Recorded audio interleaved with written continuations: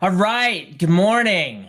Thanks so much for joining me. How to take your cross-country program to the next level. That's what we're going to talk about. So neat to see some of the people that are on here. Some people were part of my track training system this past year, and it's great to see a lot of people on here. So we will hop right into it. But the first thing I want to say is this: if you want to take your program to the next level, I want you to consider the phrase. If you want to do things you've never done before, then you've got to do things you've never done before. So the idea is, if you have a program where you've made the state meet, but you haven't finished on the podium, that's one example. If you're in a program where, hey, we do very well at our conference meet, but we're not able to advance to our state championships. That's something you haven't done before. So now here we are on June 7th. What are the things that you can do now to make those jumps this year? And I probably should have said this too. If somebody here is live, can you double check that you can hear me? I have my computer over there to make sure it's coming in live. But there's one more thing I would like to talk about too, which is there are some coaches on here that I know are joining us live that have years and years of experience. But I want to challenge you to think about this. Do you have 10 or 15 or 20 years of experience? Do you have 1 year of experience 10 or 15, 20 different times? Or do you truly have 10 or 15 or 20 years of experience because every year you're trying to make a small adjustment, not a wholesale change? Now, if you're in your first, 1, 2, 3 years of coaching, yes, everything's going to be new. But if you're somebody who's tuning in today and you've been coaching for, let's say, 10 years, and you're just looking to adjust 1 or 2 things, I've got 5 things I'm going to share today, and I think at least one of them will be helpful. All right, sounds like you can hear me, so let's hop into this. All right. These are just suggestions. I don't want to, have this idea that, hey, I know exactly what you should be doing in your program to take it to the next level. Here are 5 things that I think are going to be helpful. I've been coaching cross country and track for 20 years. Okay. I was a junior college coach, and I coached at the collegiate level. I'll widen this out a little bit so you can see it. I was able to coach an athlete here. This man, Brent Vaughn, won the U.S. championships in cross country. So after coaching collegiately, I was able to coach athletes like him. And so I have some experience coaching cross country, right? But the idea today is that I definitely don't want you to take this as Jay's the expert and he's, talking down to me about what I should do. This is a dialogue about things I think you should consider. All right, here's our 5 considerations. Here's the first one. Let's make staying injury-free the #1 goal for kids. And I'm going to talk about why I think that is so important. We're doing strides from day 1. Literally, the very first day of practice, we're going to do strides. Then we also have to have a progression of strides. I think you should consider using minutes and not miles this summer, okay? And I also think you need to have a progression of aerobic workouts, not just, we're going to do, a long run, we're going to do critical velocity work, or we're going to use the Daniels running formula and do it right out of the book. I think there's a progression that if you follow my progression, it's going to actually lead to the first point, which is helping kids stay injury free. And then one of the concepts from consistency is key. One that we're really going to talk about this summer is, ending runs saying, I could have gone, not you, your athletes being able to say, I could have run farther, or I could have run faster, or both. And we will talk about why that's so important. All right, let's hop into it. One quick question. Jeremy says, will this be archived so I can watch it later? Also, I coach boys and girls in Baltimore. Awesome. Yeah, I just switched this so that people actually on YouTube could watch it live. You guys could share it on social media. Sometimes I don't think clearly about this. Why should we keep this as a private thing? So Jeremy, as long as you're on my email list, and then I'll also share it I've been sharing a lot of things on Twitter for coaches. Okay, injury-free is the #1 goal. I hope you don't find this phrase cheesy, but to run is fun, right? That's what we're trying to do this summer, is instill, in these kids that running is really enjoyable, right? So this idea to run is fun should be our number one goal. Now, I also heard this last summer from, no, it was 2 summers ago, from a fantastic coach. One of he would be on everybody's list of the top 20 coaches in America and on a lot of lists of the top 5 or 10. And he said this to me: if a kid runs 6 days a week, 40 minutes a day, they're going to be good in cross country. And I think we forget sometimes that this is a really simple sport. When I was coaching this man, Brent Vaughn, to win the U.S. cross country championships, there was a high level of sophistication, and we had to really get after it in training to beat those other people and for him to run at the world championships. I don't think the level of sophistication to take a kid who really enjoyed track their freshman year and get them to have a great sophomore cross country season is extremely high. We need consistency. I'm trying to make this phrase, consistency is key. I'm trying to burn it into kids' heads and to have something that you can use with your athletes. So we just want to stay injury free and have consistency mark our training. And I want to ask you this question. If you made injury-free the number one goal of your program this summer, not mileage, not getting into the weight room, not these other things, not having, longer long runs than you've done in the past. What if you said this?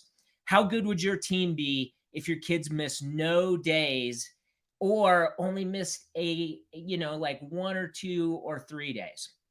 And I'd like to challenge you on this. Why would we assume that injuries are a necessary part of running? I don't think that they are at the high school level, okay? And we can have some coaches hop in here, but I'd say one of the most powerful things in the track training system was the fact that coaches who joined me in December, and we even had some coaches that didn't join until January and February, but when they did the track training system, and it's the same, it's the same, let's be honest, Jay Johnson coaching philosophy of track that's going to progress workouts, that's going to progress volume, that's going to progress strides.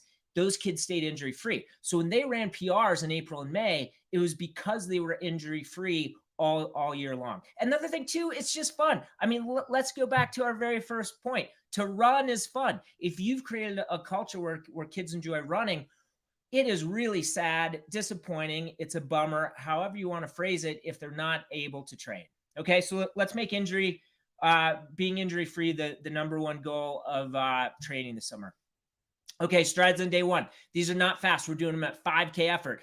I love this new watch. This is a Coros. It might not be new to you. This brand was new to me. Coros is awesome. This is a GPS watch. They do not look at 5K pace. If you have an 18:45 5K runner, we know that's 6-minute pace. They do not look at their watch. And we do 20-second strides in my progression on the very first day. They don't look at their watch and look at 5K pace. It's 5K effort. It's running by feel. It's just a 20-second stride. I mean, whether a kid's going to run 15 minutes for a 5K or 25 minutes for a 5K, it's just 20 seconds. But we've got to do that on day one. Here's these 2 quotes. Start where you are. That's actually the title of a book by Pema Chodron, a Buddhist nun. It's a great book. It's really, I've struggled to get through it, if I'm honest.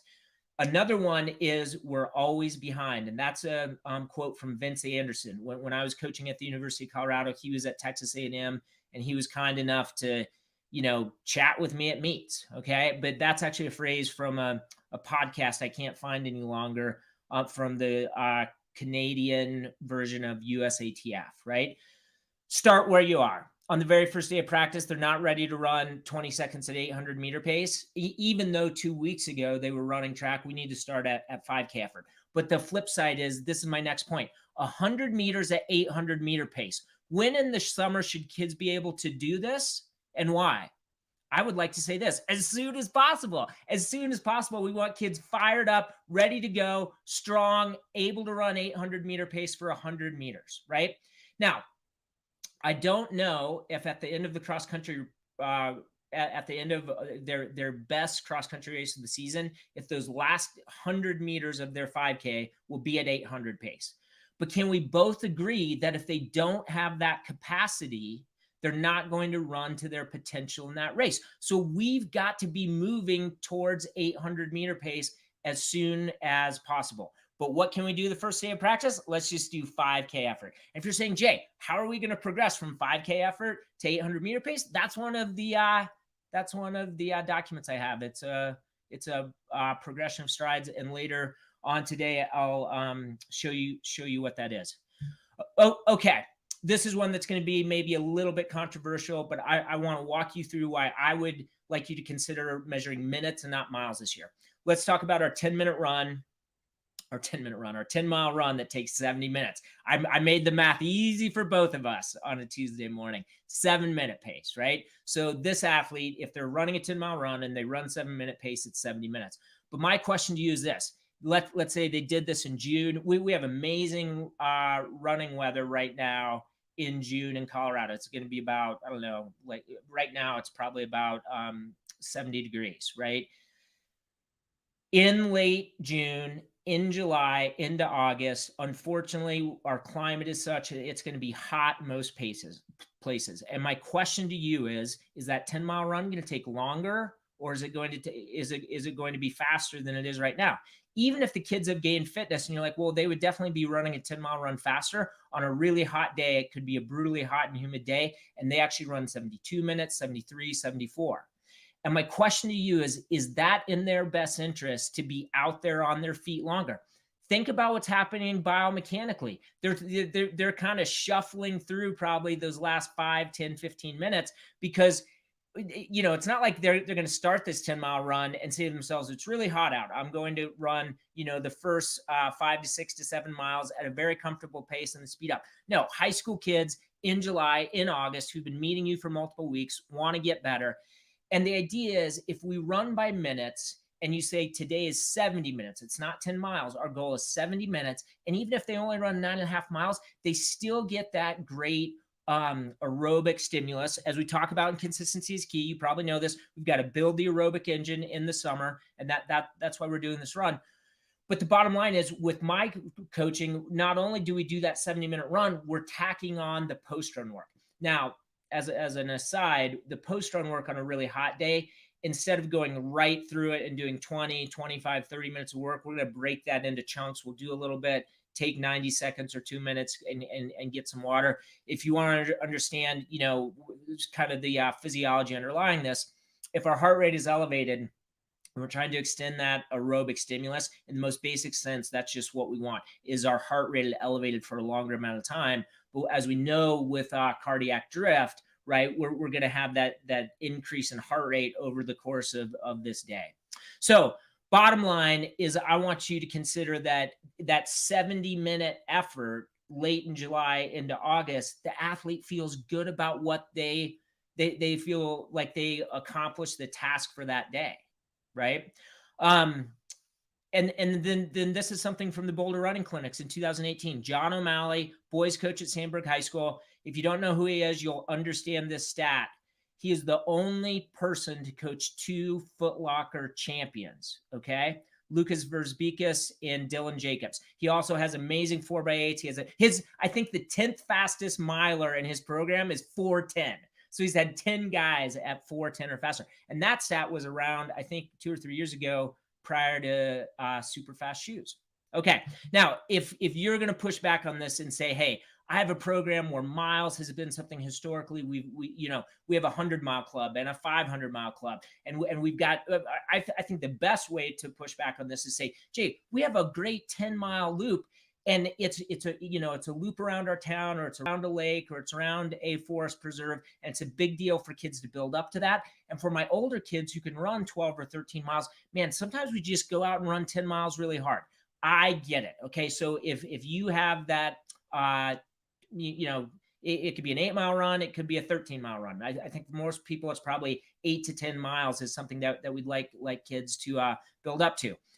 I would like to push back on this a little bit. Maybe you have an 8-mile course and you have a quote release valve. So with these younger kids, you're like, we're always running 8. Even if it's really hot, we're going to have some water out. We're going to run 8. And if you're feeling good, we'll add on 2 miles around this other little loop and you'll get 10 for the day. But that athlete who is thinking, oh, okay, I'm definitely running 8 and I hope to run 10, and they get 5 miles into the 8 and they're just really struggling. Another thing too is these are kids in the summer. What's the chance that they slept well, prior to all of these runs? Probably not great, right? So that's one thing to consider too. If you are going to use miles, maybe have courses where there's a quote release valve, or the idea is that you have some shorter loop and then something they can tack on. Okay, next one, a progression of workouts. I think this is so important. We're going to do long runs, and then fartlek runs, and then progression runs, and then aerobic repeats. You might not be familiar with that. And then at the end of the summer training that I do with coaches and athletes, we do a 30-90 fartlek, and that kind of leads us into race pace work. I break the summer down, I break cross country down into phase 1, phase 2, phase 3. Phase 1 is where we are now, the beginning of summer practice to the first official state sanctioned practice. So that's phase 1, okay? And at the end of that, we might get to that 30-90 fartlek. Phase 2 is the first day of official state sanctioned practice to the first important meet, not the first meet, the first important meet. So for instance, in the state of Colorado, this is going to be August 8th is when you can practice. And around September 15th, there's an invitational that if I was coaching in Colorado, I'd have kids go to. It's actually more like a road race than a cross-country race, but kids can run fast. So that's only about 4 or 5 weeks, right? So phase 2 short. And then as you can guess, phase 3 is that important race to your last race of the season. But we're going to progress with long runs. We're going to learn to run by feel. And then we're going to do fartlek runs, and we're going to learn to run by feel. Then we're going to do progression runs. You have to know how to run by feel to do those well, and we'll oscillate between the fartleks and the progression runs. Then when we get ready for aerobic repeats, and this isn't rocket science. It's a term you haven't heard, but they're similar to critical velocity pace stuff. They're similar to some of the Jack Daniels stuff, but we're going to run a little faster, and we're going to take more of a break. Where in a fartlek workout, we're running an on portion, and then we slow down to steady. But even that phrase I use, slow down, that maybe isn't the right phrase. We go back to a steady pace, which is faster than an easy pace. So I explain all this stuff in the cross-country training system, but let's talk about this now. You need a progression of workouts. And if you have your own progression, that's great. But you need a progression that teaches kids to run by feel. Running by feel is so important in cross country for a simple reason that you're not going to get accurate splits. And if you're saying, Jay, I have a wheel, I roll out the first 400 and the first 800, and we roll out the mile mark and I give them the splits, great. What if it rains 3 nights before that meet? We know those splits are going to be slow, and we don't want them to be as fast. If you told kids, hey, we have to hit 90 seconds to be able to run, 90 seconds would be 6-minute pace to hit 18:45. No, we want that athlete running a little slower because they're not going to run 18:45 that day. Running by feel is a crucial skill. Like I talk about in consistency is key. It's one of the only skills an athlete needs to be able to be a good runner. Okay. But if you go back to coaches who are in the track training system in the fall, or athletes I've been coaching basically since COVID, I've been working with more high school athletes online. And just to be clear, I only work with them in the off season with coaches unlike you who aren't meeting them. And I've only worked with a handful of kids in the season whose coaches sign off on the idea that, hey, we'd like this guy Jay to write the training. Bottom line is kids are staying injury free because there's a progression of progression of workouts that's sensible. And again, what does that word progression mean? We're slowly increasing volume. We're slowly increasing intensity. If you think of these phases, what happens so much in phase 2 is intensity goes way up and everybody's fired up to run more because it's the start of official practice. Okay. And here's the other thing about my progressions. We can have some bad workouts in June. I actually think it's a good thing if a kid blows up a fartlek, if they're running too hard on the on portion and then they have to jog the steady portion, they don't execute it correctly. We'll do a fartlek the very first week of training. Typically the third week of training, we'll do it again. Even if they blow up in week 3, then we typically do a progression run in week 4, and they've done long runs every week. Between these fartleks and progression runs, 4 weeks into training, they have a good sense of, as my college coach, Coach Wetmore would say, paying attention to their heart and lungs. Okay. Now you might be saying this, Jay, I like what we've been doing, in terms of workouts. I assume I assumed you'd say we need to get more sophisticated with our post-run work, the chassis strengthening work. So remember, in consistency is key. I talk about building the aerobic engine and then strengthening the chassis and then revving the engine. And if you've watched videos, you've watched the SAM videos, you're like, Jay Johnson is the strength and mobility guide. We do all that stuff in the post-run. Yes, that's important, but it's yes and no. That work is crucial, but it can't be a Band-Aid for bad progressions of training, for bad progressions of workouts, right? So you have to be progressing volume and intensity in an intelligent way, June and July and going into August. And you can't just say, hey, if we screw that part up, we're going to do all this post-run work because that's going to strengthen their chassis. Yes, we want that, but I think too often people look at it as a type of Band-Aid. And if you have questions, I will we'll take some questions in a little while, but let's talk about this one. Okay, farther or faster or both. This is one of the things I talk about in consistency is key. There's things like, run, race, pace, or faster. There's things like fast, faster, fastest. That's a really key point in track. In a 1600, maybe we want to go fast at 500, faster with 300 go, and then fastest the last 100. But the key part of consistency is key that you really need to sell kids on this summer is they need to end runs saying, I could have gone farther, or I could have gone faster, or in the case of the long run, they need to be able to say both, okay?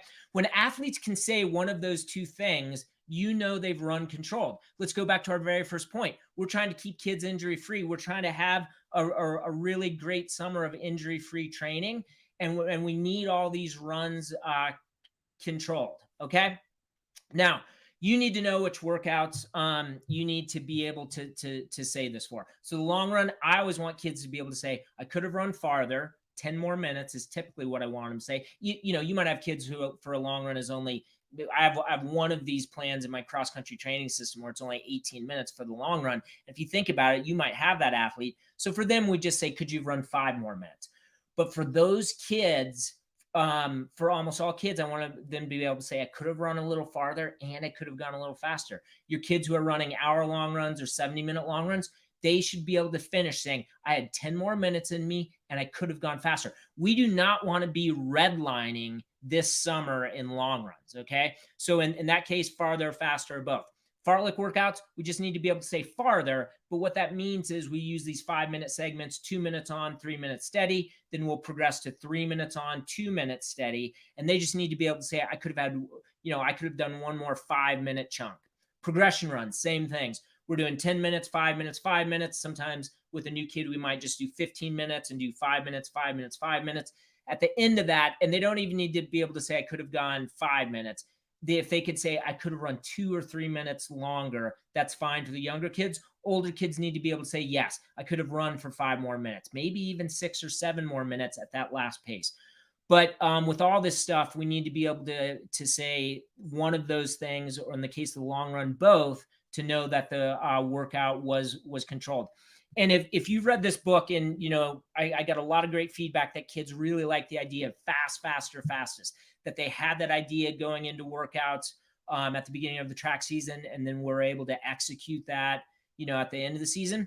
I think in summer, let's adopt the idea from consistency is key, is farther or faster or both. Let's make that a mantra, right? We all know what a mantra is, just something that we're repeating either internally or we might be saying out loud. So your team, I mean, I would like to see it on Twitter, maybe not on the back of a t-shirt, but this idea that all your kids, when they start these workouts, they know going into it, at the end, I've got to be able to say, I could have gone farther or I could have gone faster.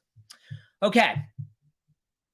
And thanks for staying with me. We're 23 minutes. We're 24 minutes into the webinar, a time I never could have run for 8K, which shows that back in the day, you could not be a 24-minute guy and still run with the Buffaloes. But things have changed dramatically. Okay, so those were our 5 considerations. Let's just go through them. And now you can think about, man, are there any of these that Jay's gone through that I can use in my program? I really think, well, actually, I'm going to skip a slide. these are the ones I really think you should do. This is how you should order them. I think every person who got up this morning and got on a live webinar needs to say, the number one thing I'm doing with my kids this summer is we're making injury-free running our number one goal. Okay. I think number two, and so numbers 2 and 3, I think you really need to implement in your program too, is you need to be doing strides from day one, and you need to have a progression of strides. Okay. Strides from day one and progression of strides. Now, if you're watching this, you're like, hey, I know that speed development is important. And Jay, I've seen a video that you have, from Running Times where you talk about speed development. That's more graduate degree, high school coaching. And I'm more than happy to talk to people about the implementation of that. But just trust me on this one. If you're just doing strides from the very first day of the very first week, and then you progress them over the months of June and July, you will have kids who are running 800-meter rhythm, 800-meter pace all the time for strides before your very first race, whether it's, a 2-mile time trial or a scrimmage or anything on your schedule in August. They're going to be neuromuscularly ready to perform well. And we want that. I really think you need to adopt farther or faster or both. Okay. The two things you might say, hey, Jay, we're just not doing this. I have a progression of workouts, and you might have your own, you definitely do have your own workouts that have worked for you, that have gotten you where your program is. If you don't want to change those, I think that's great. And if you really don't think for your program changing to minutes versus miles is going to be a good change, I totally understand that. But just to be very clear, when we look at this list, these are the 5 things we went over. Let's really do 1. And I also think you can do 2 and 3. Okay. All right. So we're going to pause here, and I'm going to take some questions. Okay. Kathy Hipwood is on here. Oh, awesome. Kathy is from Los Alamos. So I will pop the question up here. Let's see if I can.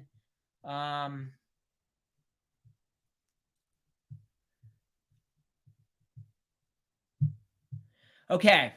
Kathy says, are you talking about the long run specifically? I think this was a question where I'm talking about the long run. We should be able to go, say we could go farther or faster or both, and it's definitely or both. But it's really the only workout. So inconsistency is key. When I write this book, and I have that as one of the chapters, what's great about having to write things down is to understand what your views are on training. And that's really the only one where I think you have to be able to say both. I think it's much easier for a kid to wrap their mind around the idea of farther. So every workout you're giving them this summer, if they could say, I could have run farther. Now, it might be easier for you to explain, hey, remember in track season when we were doing, 8x400 in cross country this summer, and now on the 8th one, you were absolutely spent. In cross country, I want you to have the mentality that I could have done a 9th, maybe a 10th rep. Okay.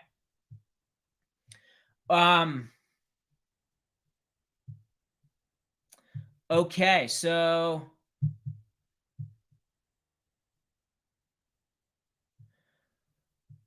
okay. Nick, what do you do if athletes only have hard road sidewalk surfaces to train on? Oh man, that's a fantastic question. This program is not featured in the book Consistency is Key, but man, Downers Grove North, John Sipple, his team's been 4th at the Nike Cross Nationals. He's got a ton of concrete around where his school is. They're on the track all the time. All the time during the cross country season. Why are they on the track? Because it's a soft surface and it's safe. He doesn't have to worry about traffic.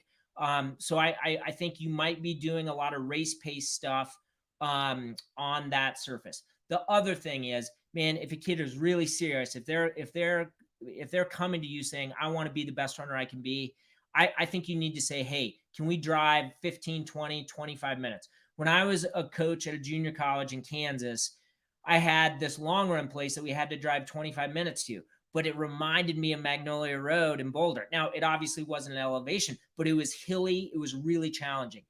This isn't part of the presentation, but I highly recommend that you find hilly long runs if you can. That's, when kids are running on hills, we're basically strengthening the posterior chain, which is the the back of the body, and that's really fantastic. So I would push back on that a little bit, saying maybe you lower volume, maybe you lower in intensity this summer in terms of how much you're trying to run the days when you're meeting at school. But then for the long run, try and go someplace where there's a soft surface. Okay, so this is a great question by Dustin. Idea to incorporate brand new runners into a team that has boys and girls running 35 to 60 miles per week.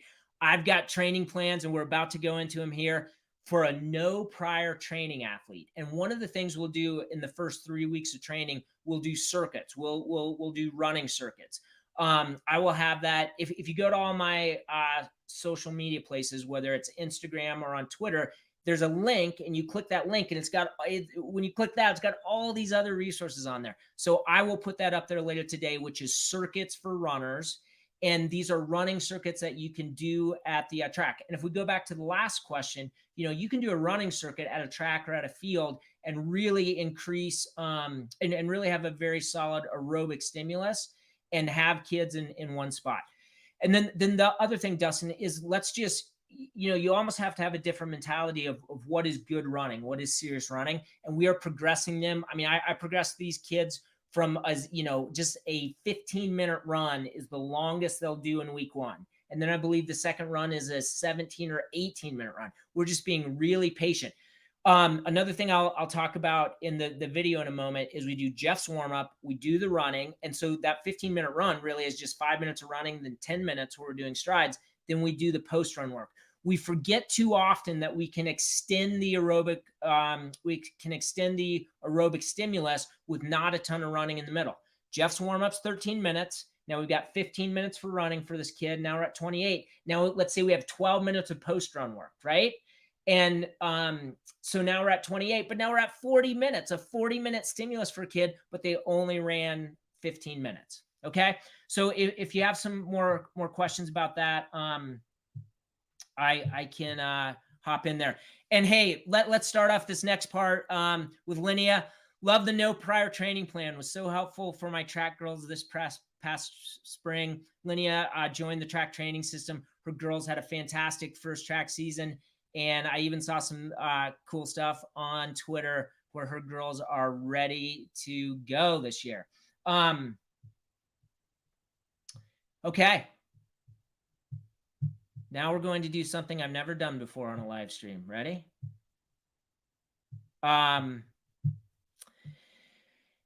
If the title of this webinar is what are we going to do to take your program to the next level, all 5 of these things I've talked about are part of my cross country training system. Now I am hoping that you watch it. It's about a 10-minute walkthrough of what is in the cross country training system.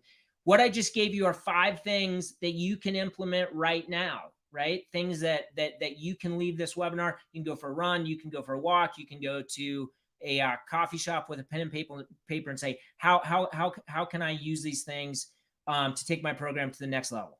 But let's be honest, if you really want to take your program to the next level and make some bigger changes, I'd like you to consider this. So, okay, let's take a tour of the cross-country training system. Okay, let's take a tour of the cross-country training system. Here we go. Okay, this is essentially the homepage where you'll be when you start the cross-country training system. Obviously, we should start here. And I just want to highlight that I always put how long each video is. So this is 10.5 minutes. And the idea is when you purchase the cross-country training system and enroll, you've got to spend 10.5 minutes on that one. Then the Consistency is Key videos are 55 minutes. Now, if you're thinking, Jay, I've read Consistency is Key, and that's a book for the high school kids and not for me, the coach, absolutely. But that's also why I have these videos. These videos are for you, the coach. Okay, so that book is written for your kids. But why don't we go to one of the important things here, run by feel. Here's a 3-minute video talking about the fact that you've got to teach kids to learn to run by feel. And the way you're going to, quote, sell that to the kids is a little bit different than kids reading the book or being able to follow along with workouts. Now, the 4 elements is important here. This is about 24 minutes of content, and we're doing a warm-up. We're doing a workout or a run each day. We're doing strides. Now, on the workout days, we're not doing strides. We'll change that later on in the season, but in the summer, we're just doing the workouts. But strides are really important. We're doing them from the very first day, and then our post-run work. But that's just an overview of those 4 elements. Where everybody wants to hop into is workouts. And I just want to be honest, we have a 10-minute video, 55 minutes of videos, 24 minutes of videos. What does that add up to? About 90 minutes right there. And I'd really like you to watch that first. You wouldn't have to watch Consistency's key videos first, but you definitely need to watch them within the first 2 or 3 weeks of being part of the cross-country training system. So workouts. Okay, long runs, fartlek runs, progression runs, aerobic peaks, the 30-90 fartlek. There's 4 key workouts every runner should do. Man, that's a great document for your kids. And I'll show you how to do this. You can get this for free when you, quote, opt into my website and get Jeff's warm-up videos. And this is a document you get, but you click on it here and you can download it. That's actually a great document for parents who are really curious about what you're doing. Now, what we're going to do now is we're going to go into the principles and 3 things that make a huge difference. Overview of the 3 phases. What daily plan do we start with? And that's really important. We're going to take 10 minutes off the kids, what their current long run was during track. Okay, so and we're not just their longest one, but we're going to take their 4 longest runs that they did in the last 4 to 8 weeks of track. And let's say that was 60 minutes, then we're going to start them on a 50-minute progression. And that's one of the things I explain along the way. Long runs, we don't jog it, and we're trying to extend the aerobic stimulus. That's a really important concept that I'm going to teach you, which is when we do a workout or a long run, we're going straight into our post-run work because we're extending that aerobic stimulus. These are the other principles, and I'll keep adding this to this 39 minutes, volume, heat, and cardiac drift. I explained that. The danger zones, we have danger zones when school starts. We have danger zones, the first week of official practice in August when school starts, vacations, running camps, big engine, tired legs. We don't want that. Big engine, little fire. We don't want that. And yeah, that's why you would join me in the cross-country training system, to learn those principles. Okay, training. We have phases 1, phase 2, phase 3. And what I'll say in here, this is the first day of summer training to the first day of official practice. Okay, so phase 1 is essentially summer training. And what this is here, so here's what I'll do for each phase is I have a color-coordinated calendar with all the different types of training days. For instance, these yellow days are easy runs with a progression of strides. The teal is a workout, and the blue is a long run. So this video walks you through what that document is. And if you skip ahead to the daily video or the daily schedule, it's the same thing. So this is every single day of training. You have to watch those videos first, but then you go back to phase 1, and then this is where the fun stuff is. This is a color-coded calendar.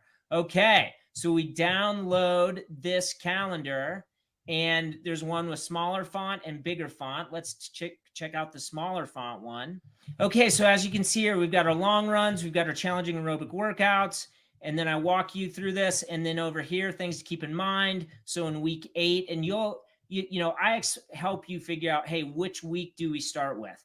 But this is an overall plan that we're going to do in phase 1. And remember, phase 1 is essentially the same whether you're in Michigan or you're in Florida and you're in California. But these weeks, no one's really going to get to 14 weeks. I mean, you'd have to start your official season really late and have a really late state meet.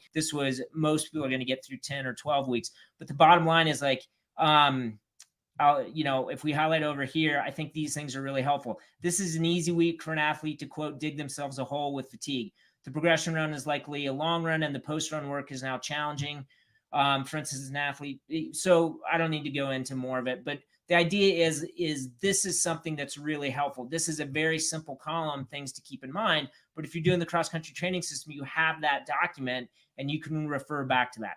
Okay, so there's only one daily calendar, or a daily color-coded calendar, but there's tons of daily schedules. So let's walk through those.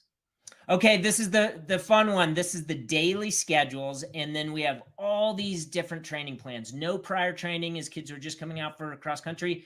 This is LR18, long run 18, F5D is 5 days. Red is the post-run work. We haven't gotten to that yet. But that's where we do. There's an aggressive plan what a lot of kids are doing is they've run one season of track, so they're doing a 30-minute long run. But you might have kids who are starting with a 60-minute long run, and they're going to get up to 80 or 90 minutes this summer. You might have a kid who's on 70. A lot of kids are going to fit into this 50, 55, and 60. So let's download one of those. Let's download 60, and we'll check out that. Okay, this is fun stuff. So this is a long run. We're starting with 60 minutes. We're doing 6 days a week. So you can see on Friday, they're doing a long run. On Tuesday, they're doing a fartlek work. The total is 5 minutes. We start with red, then we progress to orange, then we progress to yellow. If you're thinking, how do I get this stuff? How do I get the yellow poster on and the orange poster on and what's in it? Obviously, that's what you have to, that's why you're joining the cross-country training system. We'll do fartleks and progressions. We'll do aerobic repeats in week 5. The reason we're doing that, this is a workout that you probably haven't heard of prior. I mean, it's not rocket science. It's not, hugely different from critical velocity pace or some Jack Daniels stuff, but it's how I progress things in the summer. And the reason we're putting in week 5 now is when I was coaching kids the last 2 summers, they really enjoyed doing it. So we're going to do that sooner. Get down here later on. We do this 30-90 fartlek in week 9. That's a great transitional workout into race pace work. And if you think about it, if phase 1 is essentially your summer training from the end of, kids take 2 weeks off after track to the start of cross-country training. And then phase 1 is, the beginning of cross-country training with you to the first official day of practice, state-sanctioned practice. You might not get to more than 9 or 10 weeks. Okay, so we're back here. So these are great. Now, again, these are just in phase 1. This takes us through phase 1. So let's go back here and then look at daily schedules. We just added some of these. These are Monday, Thursday schedules. So for a lot of you, you'll want to meet with kids on Mondays, and maybe we'll come back again and meet with them on Thursdays. This has a workout on Monday, a long run on Thursday. There's a reason we might do a long run Monday and a workout Thursday. But I really like this because it allows you as a coach to potentially just meet your kids, 2 days a week, 3 days a week, or if you wanted to meet kids 4 days a week, always Monday through Thursday, you could do this plan and then have 3-day weekends in the summer, because that would make a lot of sense too. So there's some adjustments there. Now, I just shared this at this part because everybody wants to see this, and I totally understand that. Here are the color-coded calendars that have phase 1, phase 2, and phase 3, okay? So this is kind of the meat of the cross-country training system. If you're somebody who really wants, and everybody's this way, who wants that daily training that's well thought out. So we have phase 1, 2, and 3 calendar. We'll do the small font. And actually, I'm not going to go into that here because that's what you'll get if you get the cross-country training system and if you join me. The running time circuits are really powerful for newer kids, and that document is there. And then stride progressions is really important, okay? And this is, as you can see, we're going to start with just strides at 5K effort, but then we really want to get down to running strides at 800-meter effort over the course of the season. And I feel like this is something that when you have a document like this that lays out what you need to do, and you can also give it to your student athletes, and they can see this. And, kids who've been in your program a year or two will say, hey, we've got to progress through this because we definitely need to be capable of running 800-meter pace when we start official practice, or if at least not then later in August. Okay, so now this is a great one too. This is the pre and post run documents. This is a big part of the cross-country training system.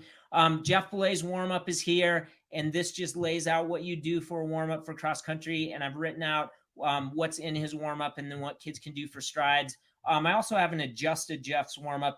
There's an athlete I was working with this winter who had a lower leg injury, and there are some things I think you should take out for athletes. But I'll be honest, like one of the biggest parts of the cross-country training system is you shouldn't have injured athletes if you follow the progressions. And as we've talked about prior to this, it's the progression of the workouts as well as the progression of strides and the progression of the post-run work. So what is the post-run work? Here we are. Okay, red, orange, yellow, and then green has a short and long. And we will be adding the blue progression to this. But when we do blue, we'll be adding modules, things like hurdle mobility, med ball, multi-jump, some of Jeff's things there, and then some new stuff. But the bottom line is, most kids are going to be starting on red. Your stronger kids will progress to orange the very next week. Okay. And yet yellow is really challenging. And if you had kids stay at yellow all year, all season long, I think that's fine. I had some kids I was working with during the track training system, and a lot of coaches had kids in the track training system that, are only on orange and yellow, and they ran really well. But let's take a look at what the orange progression looks like. Okay, orange progression. I've always written out Jeff's warm-up in each progression because I think that's helpful. Post-run, we do these for the easy day. We're doing lunge matrix. We're doing Jeff Boelé's multi-directional cool down. Then this is mostly stuff from Sam Phase 2 Easy. So, some of the stuff you'll have access to all Jeff's videos, Jeff's essential routine. So you'll have that. Hard day, we're doing his warm up. Post run, we've got a circuit, a lot of things you'll have seen, but I've put them together this way. And then we're doing part of Core X, and then we have some more general strength, and then Jeff's barefoot circuit, his routine 1 and 2. Yeah, so let's be honest, I'm going over that quickly because that's part of what you're paying for, is to have the red, the orange, the yellow, the green, and then eventually the blue and the other modules. Okay, and then, for Phase 2, we're doing the same thing. We've got the Phase 2, the color-coded calendar. I've got a video that goes over it. I go over the daily schedule, and then we go through those documents, the Phase 2 document. And again, I've shared that earlier in Phase 1, but this is the entire season, and then some daily schedules for Phase 2. This is with, I have 21 weeks with the Colorado State meet. This is a place where I'll just keep adding plans as I get information from coaches. Some states have meets already, as early as the 3rd week of October. Some are going, obviously, California is going way, as long as any other state. So the idea is this is where people who've done the track training system and the cross country training system, and who honestly have kind of a unique schedule, I'll be helping them create schedules based on the principles in the cross-country training system. But, if you want to hop in right now and understand every workout in my system from now through October, then you hop into Phase 2 and watch those videos. And the same thing with Phase 3. Oh, and I didn't explain this. Phase 2 is the first day of official sanctioned practice. So we're thinking August, to the first important meet of the year. Not the first meet, the first important meet. So it could be the first week in September. It could be the first week in October. Probably the 2nd or 3rd week in September is when it's going to be. So that is the shortest phase. And then Phase 3 is from that first important meet to the end of the season, whenever you determine that, where that is. So this is all the Phase 3 stuff there. And then finally, if we go back, we will have 2 more things. Webinar recordings. We'll do a webinar every month: June, July, August, September, October, and we'll wrap one up in November. And then questions and answers. And we haven't done one yet. Depending on when you're watching this, that we may have done one or we might not. But if you can't join live, the recordings are always here. Okay. And I typically have an agenda. And I typically have some supporting documents as well for each of those. And then every week on Monday, I answer questions. Okay. So I keep a running document of good questions, because you can ask your questions below each video or below each document. It says comments, like right here, you'll see down here, it says comments. That's where I expect people to write questions. But if somebody writes a question, or I shouldn't say writes, asks a question, then here's one about Jeff's warm-up. I know I should know the answer to this. Do you do Jeff's warm-up every day? And the answer is yes, we do that. Do we sub in leg swings, things like that. So, but the bottom line is you can always click here and see the live Google Doc for that week. But then on Monday, I answer all these questions. And this is, if you really want to get your value out of the cross-country training system, this is the way to go, is taking the time every Monday. And it doesn't have to be Monday. They'll be updated on Monday. Every Monday to hop in. Okay, that was a lot of fun. I hope you're excited. I hope you're excited to join me. And if you have questions about the cross-country training system, you can email me at info@coachjjohnson.com. All right, thanks for sticking around. And I'm going to hop into questions here in a moment. But yeah, that's it. The cross-country training system, there's a ton of information on there. At one point, I thought it was important to, have so many hours of videos. what I really think is great this year is, yes, all those videos explain the documents, but it's a back and forth between, you have those documents, you can print them out, they're yours, and then you have the videos to explain what's going on. Then the webinars are fantastic, and they're all recorded. So if you can't join live, and you can send in questions prior to the webinar that I will answer. Okay. But let's just go over what we have here, and like I talked about earlier, if you want to do things you've never done before, you've got to do things you've never done before. You learned 5 things that I think you should consider this year, but there's so much more. Post run work, Jeff's warm up, my progression of workouts, and then all I've alluded to are basically workouts we're doing in phase 1. There's race pace workouts in phase 2 and 3, right? So there's different workouts that I do than most coaches. It's different than the Jack Daniels running formula. It's different than some other coaches out there, and it's going to help your kids run their best races in October and November. Okay. And if some coaches here who are part of the track training system, want to chime in, I mean, it's just so nice to do this cross country training system after having success in the track training system, and to see that I know this training works, but to see that somebody can take it and implement it into their situation. So we don't need to take a lot of time with this, but I can help you with everything we've covered today. The cross-country training system, we've got 21 weeks of training. We've got all the pre and post-run training. This maybe isn't clear. It is clear if you go to the website, but you get Jeff Boelé's essential routines on and it's an app on your phone. Okay, so you can take this to the track, look at the app, and then you've got all the SAM videos, CoreX, all these things. We'll be adding to that. And then you need to think of this as basically, hey, you're the coach, but I'm your coach. So I'm basically coaching the coach over the next five months. And, it's just one of those things where every time you come to a fork in the road, you're going to have somebody who's been there before helping you. Okay. And I really appreciated Mike's quote here about the fact that he felt like the track training system was the best resource he had ever purchased. I'm actually going to skip that one, and we'll just hop right into it right here. Right. I mean, there's basically a $4.99 and there's $195 for 3 months. Okay. Obviously that costs a little bit more, but a key point right now is until Thursday, if you buy the cross country training system, you can get all the Boulder Running Clinics videos since 2018. So it's 2018, 2019, 2020. We were in person. 2020, 2021 was the virtual, the winter webinar series. And then we just had a great clinic this year in 2022. You get all those videos for free. Each one of those is $95. Put that together. Obviously, the math is $475. It's a $475 value that goes away on Thursday. Okay.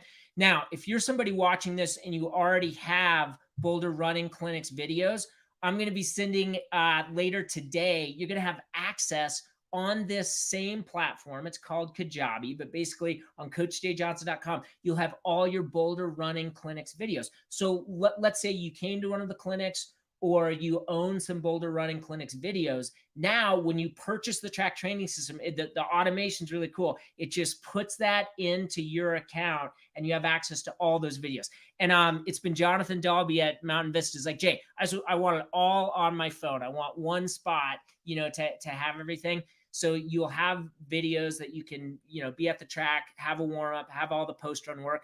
Then that, on your phone when you're at home and you've got some downtime, you can watch, whether it's John O'Malley or Jonathan Dalby. We even have videos with Joan Hunter, Dan Iverson, all of these fantastic coaches. So there's 2 ways you can do this. If you're watching the webinar on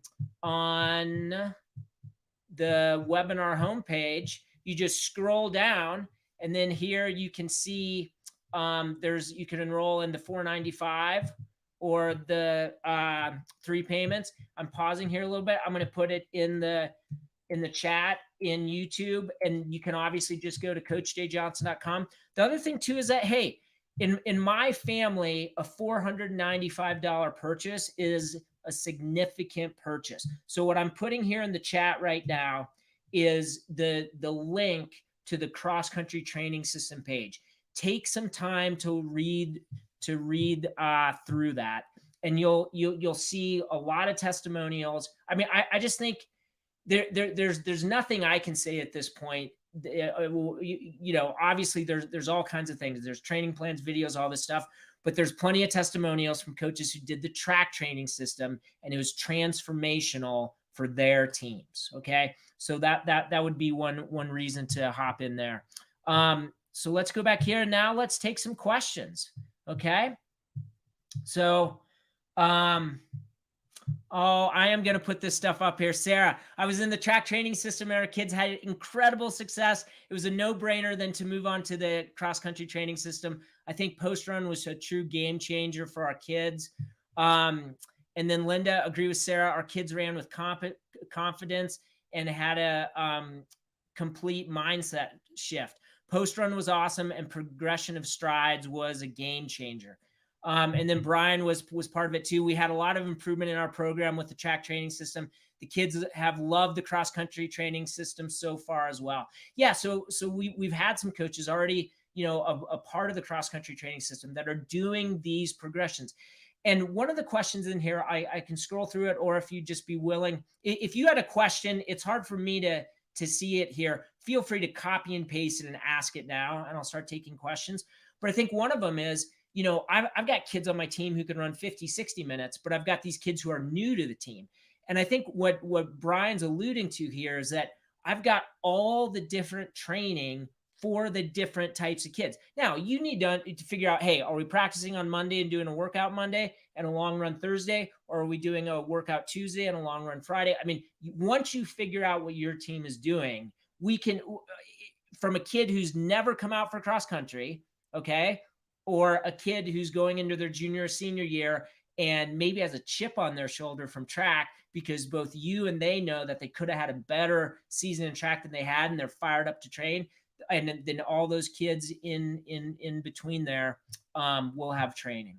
So, okay, let's see what Thomas has to say. I use the track training system. Though my runners were not state competitors, all my runners finished the season with PRs. It allowed me to spend more time on the other aspects of coaching and developing a fun program. I think that's crucial too. I think too often coaches forget we need to recruit kids to the cross-country program. And by having the cross-country training system, it's going to free you up to do that. And it's also going to free you up to do more of the, what we'd say, culture building type stuff. Okay, so now we'll take some questions. Blake says, we have typically scheduled XC meets every Saturday because our kids love racing. Would your ideal cross-country what would your ideal system look like? There's a coach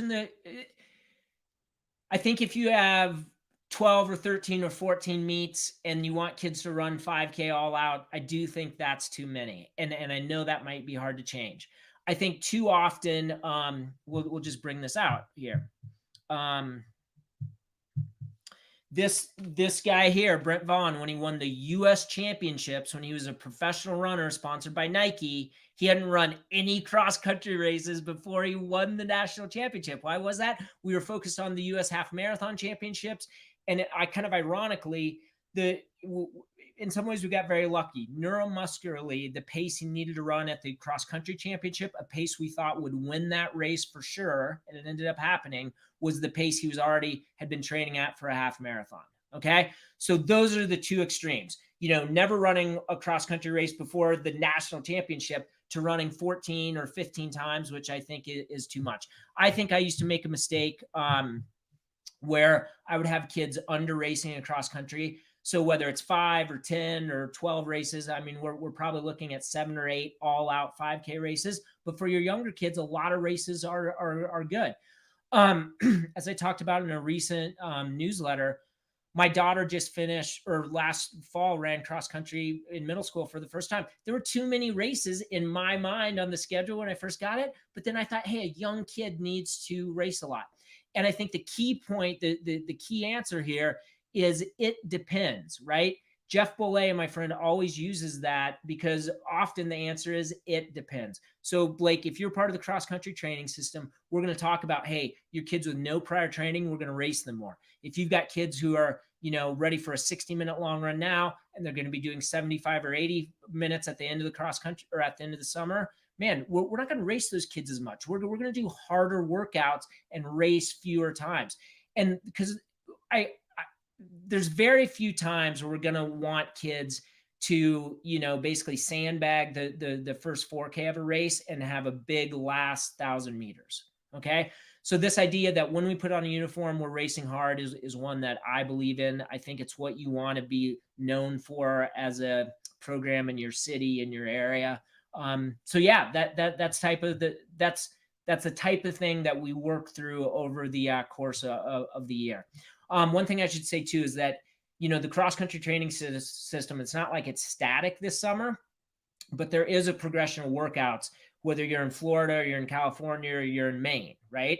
But then when we get into phase 2, things change a little bit. And then when we get into phase 3, things change a lot based on, meet schedules. Some people have obligatory Tuesday meets and things like that. Okay, Brian says, one of my runners read the book in a day and has already been using all the lingo, teaching other kids about it. It's awesome. Yeah, I'm the publisher of this book.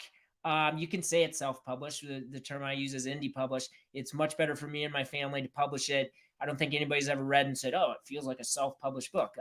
We have professional printers printing it. The problem is I'm running low on books. So the only way you can buy the book now is on Amazon, except if you join the cross-country training system and you don't have a book, you just email me and I get one sent out to you. Okay, what are some other questions people had? And this could be just in general. It could be about the cross-country training system. I'm going to pop the link in there one more time so you can click this and check out more about the system. Where are we at? 101.22. So 101.22 would be 61 minutes. And when I was an athlete at CU, I rarely could have run 6-minute pace. We had this run called the dam run, not as a curse word, but it went to a little, dam that held water back. And the best I ever ran that in, I think I ran 57 low one time, right? So like 5:42 pace or something like that. But I would just be getting hammered by people. But I do think it's those types of runs at altitude. 10 miles hard at altitude is a really hard run. And that's something, this is just a tangent, but you might be interested. Timo Mostert at American Fork, he's outside of Salt Lake City. His kids do that grinder run. It's a really hard aerobic run. And the thing I can't get him to explain is how hard it is at elevation for kids to run that fast. Okay, this is a great question. Sarah's asking, hills in the cross-country training system. My kids are already asking about hill workouts. Sarah, we will talk about that later in the training. I really think early in the first 3, 4, 5 weeks of training, we always want hill long runs. So Sarah, you're in Iowa. If you can get out to some dirt roads, do them on the long runs, that's great. Some people are talking about hill strides. I just want the progression of strides as it's written the first 4, 5, 6 weeks of training. Now, there are certain high schools who have some great short hills that I think when you can make an argument that a short hill sprint rather than 20 seconds at 800 meter effort is a nice thing to do because you're going to strengthen the posterior chain even more. Later this summer, I'm going to go to Boulder, Colorado. I'm going to show you different hills that I've used for different things. Some of them are going to be on concrete. Some are going to be on dirt. One's going to be this very gradual hill. And then what you're going to have to do, Sarah, is say, okay, Jay's shown me the videos, one hill, this gradual, like 3%. I don't know what grade it is. I'm kind of making it up. I think it's less than 5%, obviously more than 0%. And it's a grade that we would use both in cross country and track. And we do 150 meters. We have another hill where we run straight and then go pretty steep just for 100 meters. And we can use that early in the cross country training system. But I will say this about hills and why they're not a part of the system and how it's something that you might add to the system. This system works in any environment. Okay, that's number one. Number two, if your state meet is hilly, but you don't have hills in your area, and there's a lot of coaches in that situation, You do not want to teach your kids, and you don't want to have it in your mind, oh my gosh, how are we going to run hills at the state meet? By having a huge aerobic engine and by being really strong. And you can teach kids that when they get to a hill on a hilly course, that they want to pay attention to their heart and lungs. They will be able to have done that because they know how to run by feel, and they don't want to press the hill. They don't want to charge the hill. They just want to basically keep the same cardiac output, and then they can run the downhill a little more aggressively. Now, obviously, ideally, if your state meet or your qualifying meet for state is hilly, ideally you do have some hills and you can do some hill workouts. But bottom line, Sarah, is later this summer, you'll have videos so that going into phase 2 and phase 3, you can say, hey, we can be adding hills. The final thing on hills, the reason I don't like it is I think too often people aren't thinking about metabolically what's going on with a hill workout. And metabolically, it could be a workout where athletes are producing a ton of lactate, right? And we maybe don't want that early in the year. Okay, Thomas has a great question about contact days. In Wisconsin, coaches get 5 contact days with XC runners over the summer. Any suggestions on how to stay in touch with them over the summer other than planned practices? Thomas, I'm going to add this question to the questions part of the cross-country training system, because I know other coaches have these messaging apps, messaging platforms. The one Team Snap is what the middle school coach used with us, with us parents this year. It was middle school cross country, so I mean, it wasn't nearly as serious as what you're doing, but I found it to be really helpful, and it was just an app to do some communication. Another thing that comes to mind, John O'Malley, whose Sandberg boys are featured in Consistency is Key. He's the coach who had the quote about we don't measure miles, we measure stress. His kids did homework at night a couple years ago before they had a great cross-country season. And the idea is that, this post-run work, and Thomas, what you'll have, you could tell the kids, hey, on your carpet, we're going to do the barefoot routine, and then just leave it up to the kids to text each other on a group text saying, hey, I just knocked out the barefoot routine. Has anybody else done this? And I'm kind of embarrassed to admit this, but all the guys I ran with at CU, we had a group text going this winter about, the one guy had a push-up challenge, and then you would, if you did the push-ups and squats for that day, you would check in. And I think that that kind of accountability partner stuff is really good. Okay, let's see if there's anything else. Yeah, thanks so much for watching this. And if you have questions, I'm going to put my email in the chat here. Actually, I'm going to wait. It'll be info@coachjjohnson.com. It was at the end of that video, so you can watch. Okay, let's take a tour of the cross country track. I'll just put it up here, so you should be able to see that. Man, this has really been fantastic, and it's going to be an exciting summer. I love helping coaches, and I'm really blessed to be in this position where when I'm helping coaches, I'm also able to help kids as well. To be absolutely clear, the cross-country training system is a significant investment for any family. And if you join me, it's going to transform your program. Okay. Even programs that are already making it to the state championships, those programs are going to be better having done this. And then the final thing is I'll follow up with emails, but just know, on my site, coachjjohnson.com, Thursday night at 11 p.m. is when we end the deal to get all the Boulder Running Clinics videos for free. So if you're thinking about it, this is definitely the time to join. Okay, I'm going to sign off. Have a great day. I'm going to be at my computer all day answering emails about the cross-country training system. And it's just been an exciting time so far with the coaches who are already using it. Okay, if you have any questions, again, info@coachjjohnson.com. Thanks.